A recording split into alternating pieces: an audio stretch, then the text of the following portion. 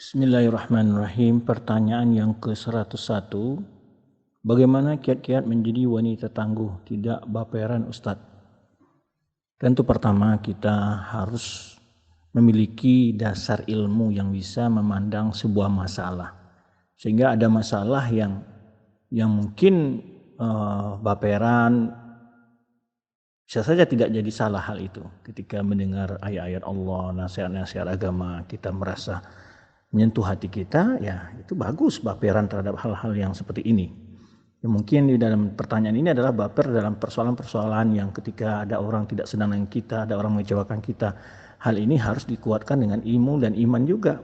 Bagaimana kita beriman kepada takdir baik dan buruk kepada Allah Subhanahu wa taala, semuanya datang dari Allah Subhanahu wa taala. Jika hal itu adalah ujian dan cobaan, kita lihat dengan ilmu, tentu kita tidak ada solusi kecuali bersabar dan menerima suatu cobaan dan ujian tersebut, dan jangan berprasangka buruk kepada Allah. Jadi kalau kita diuji oleh Allah SWT, pertama sabar dan jangan pernah berprasangka buruk kepada Allah SWT, karena Allah SWT adalah zat yang maha pengasih, maha penyayang, dan ujian-ujian diberikan Allah SWT pasti ada hikmah-hikmah di balik itu.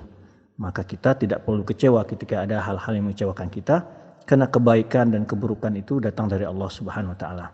Namun kita berupaya untuk menghindari hal-hal yang menjatuhkan kita kepada hal yang menyusahkan, yang memberatkan, yang menyulitkan kita. Itu dianjurkan sesuai dengan kemampuan kita.